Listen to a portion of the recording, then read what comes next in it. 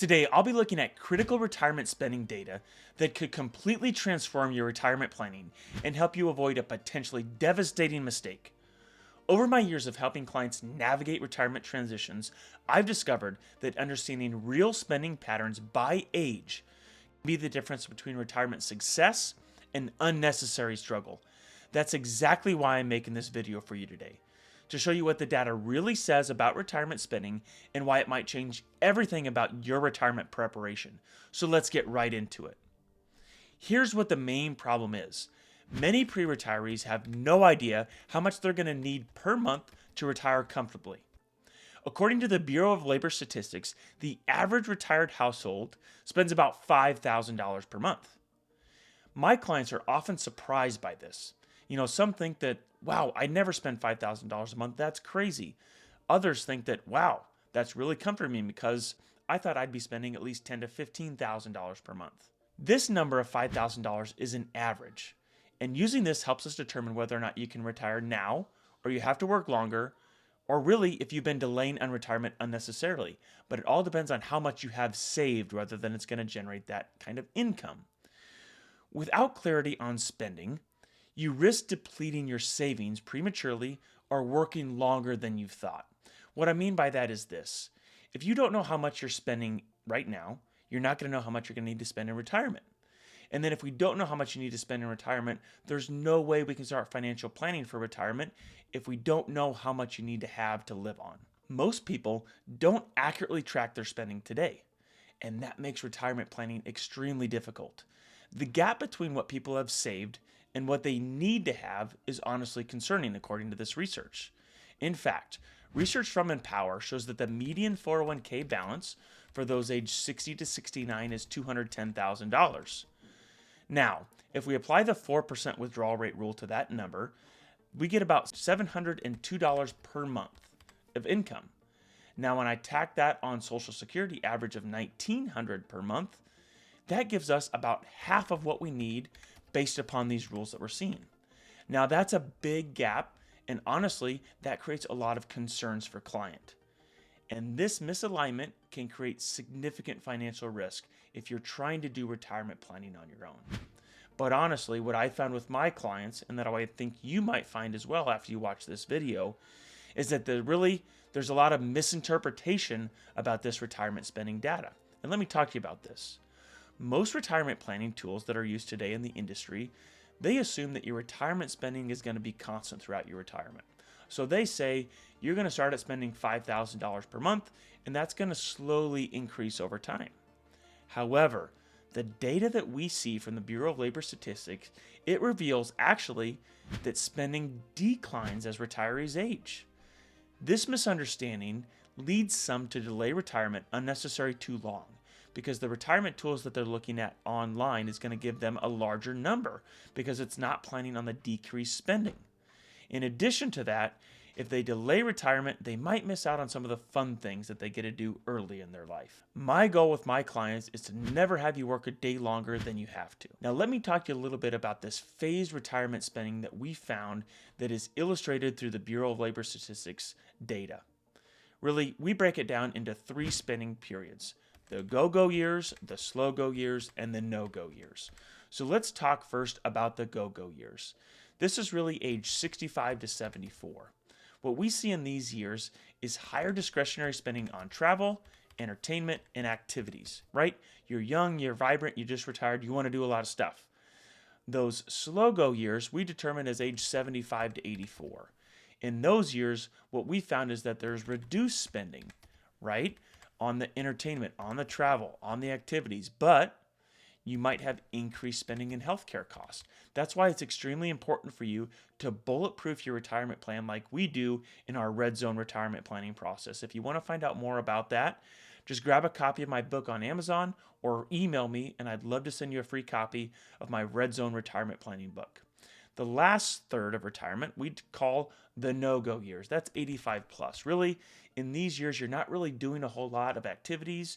You're not really traveling a whole lot. You're just enjoying each day as it comes. And there's some spending patterns that back this up as well. What the Bureau of Labor Statistics shows us is is that peak spending is actually 45 to 54 for most couples in the United States. So from age 45 to 54, it's $93,000. But that number drops from there. So from 55 to 64, it's 78,000, and then from 65 to 74, it's 60,000, and $45,000 per year is the average for those 75 plus. Now, that really illustrates for us perfectly the go-go years, the slow-go years, and the no-go years. Because according to the stats, you are going to spend less as you age. And it makes sense if you think about it. Think about those people 45 to 54 spending $93,000 a year. They probably have some kids in college, maybe cars for kids. You're providing for your kids and maybe for your parents as well. That's really where the peak spending happens. And then as the kids transition out of the house, 55 to 64, the spending drops. And then 65 to 74 and 75 on, it also drops as well. And what we found is this through the Bureau of Labor Statistics data. This is very important. Remember I talked to you earlier about that $5,000 a month in spending? What they did in that last retirement phase, they found that spending is actually $3,750 per month.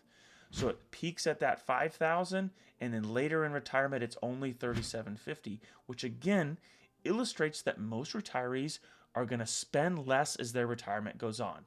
So let me talk a little bit more about this. Let's talk a little bit more about the spending that's going to change. Transportation cost. What was found is that transportation cost decreased by about 30 to 40% in those phases due to reduced commuting cost and vehicle replacement cost. In short, you buy a car that you're going to keep forever is what most people do. Housing. Typically, most retirees have that paid off by the time they retire. And so that's a cost that they're not going to take in retirement. Discretionary spending. Again, it peaks early in retirement and trails off drastically, oftentimes declining by 30 to 50%, which is crazy to think about. Now, the healthcare side of things. Healthcare is one of the things that we found that increases as time goes on, but it doesn't get offset by the decline in other expenses. Conventional planning tools overestimate lifetime retirement spending by upwards of 15 to 25%. That's a crazy amount of money to think about. So for a $5,000 monthly spending assumption, this could mean that you could possibly have over $250,000 plus in extra retirement money if you're not taking into account these go-go years, the slow-go years, and the no-go years. And what that means as far as working time, you could be working anywhere from 2 years longer than necessary, upwards of 7 years longer than necessary, depending on the amount that you're saving each and every month. So here's the short of it. If you take into account the go-go years, the slow-go years, and the no-go years, you could possibly retire a lot sooner than you thought possible. What this could mean for you is an earlier retirement, enjoying life, being more active when you're young and vibrant. So how does this change retirement planning, and how should you think about retirement planning different because of this knowledge that you now have? Well, first off, you're going to avoid miscalculations and over-saving when you take these things into account. Through our Red Zone retirement planning process, we strategically have these 3 phases of retirement spending for our clients. So I'm planning for more entertainment spending in early years, and in the later years, we have to account for that increase in healthcare cost. Most of those increase in healthcare cost will come from long-term care stays. So what we do with our clients is we bulletproof their retirement plan by having a plan in place to pay for that increased long-term care cost down the road. That allows us to be more flexible with our spending patterns that we're having early in retirement because we've bulletproofed it later in retirement. So when I use these phase-specific spending projections with our clients, what we do is that we invest the assets that we're going to spend the first third of retirement more conservatively than we're investing the assets that are going to be spent the later third of retirement, because those assets spent the later third of retirement, we're not going to touch for over 15 years. This allows us to be more flexible with our clients' spending strategies and create strategic withdrawals based upon the amount of risk that they're comfortable taking with that specific sector that we're in at that time. Now, what this allows clients to do is really get an entire picture of what their lifestyle is going to look like in retirement. So we need to visualize it with our clients. If we're showing you $5,000 a month early, We need them to realize that you're going to be spending less in later years. And they have to visually see that and be accountable to that as the years go on. A decreased spending pattern in retirement is possible if you plan properly for it. Using this approach, your required savings again can be reduced dramatically. Like I said before, anywhere from $150,000 to $300,000, potentially less in retirement savings if we use this strategic withdrawal strategy. This allows you to retire at a year when you're younger, allowing you to be more flexible and free with your spending in retirement and do things while you're still physically able to do it. I never want my clients to work a day longer than they have to. And if we use this strategic spending strategy, it allows them to visually see that and hopefully get them to retire sooner than they thought possible. Now that you've seen how this age-based spending data can really transform your retirement timeline, let's look at how one person I worked with used these exact insights to retire 3 years earlier than they thought possible. In addition to that, if you'd like me to do a short analysis for you of your retirement plan, just click the link below in the description of the video and I'll send you a video analysis of your retirement timeline showing you the 3 spending patterns that we create for our clients through the go-go years, the slow-go years, and the no-go years. Just click the link below in the description. Now back to the video. This is an actual case study of a client that I worked with. He was 58 years old. And what he was doing was a lot of research online about how much he needed to have saved for retirement. He was following that traditional retirement planning advice of the spending curve that was slowly going to increase over time. So these calculators were telling him he had to have 1.2 million saved, but he only had 875,000 saved.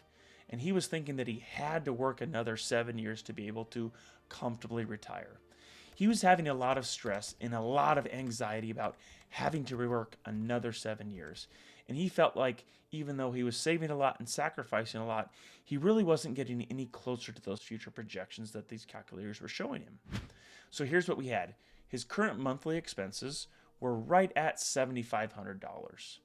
He was expecting Social Security about $2,800 a month when he retired.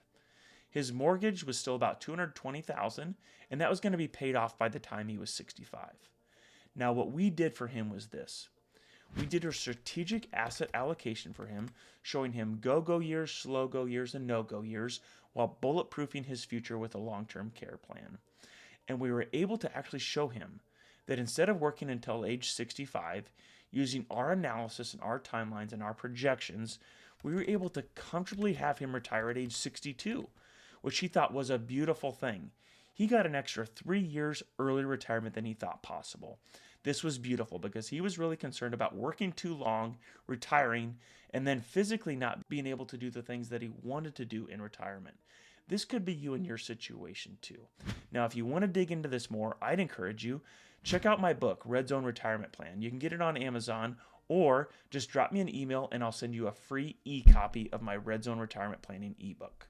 Now that you understand how spending declines through retirement, not increases, you can plan with greater accuracy for your retirement. To see how these insights impact your retirement timeline, complete the questionnaire in the description below. I'll send you a personalized video analyzing how this data could transform your planning. I look forward to seeing you on the next video. This podcast is for educational purposes only and may include references to concepts that have legal and/or tax implications. It's not to be construed as legal or tax advice. Such information or opinions is subject to change without notice and is not intended to use as an offer or solicitation with respect to the purchase or sale of any security, insurance products, or offer of individual investment advice. Any strategies discussed may not be suitable for everyone. Mutual of Omaha Investor Services, Inc. does not provide legal or tax advice. Please consult with your appropriate professional regarding your personal situation prior to making any financial decisions. Securities and advisory services offered through Mutual of Omaha Investor Services, Inc., member FINRA SIPC. Riser Insurance is not affiliated with Mutual of Omaha Investor Services. Investing involves risk, including the possible loss of principal. Past performance does not guarantee future results. Diversification does not guarantee a profit or protection lost against loss in a declining market. Purchase of life insurance is subject to meeting underwriting requirements. There is no guarantee if an individual will be insured. Annuities are long-term investments designed for retirement purposes. Withdrawals of taxable amounts are subject to income tax, and if taken prior to 59 and a half, a 10% federal penalty tax may apply. Guarantees are backed by the claims paying ability of the issuer and are subject to their terms and conditions.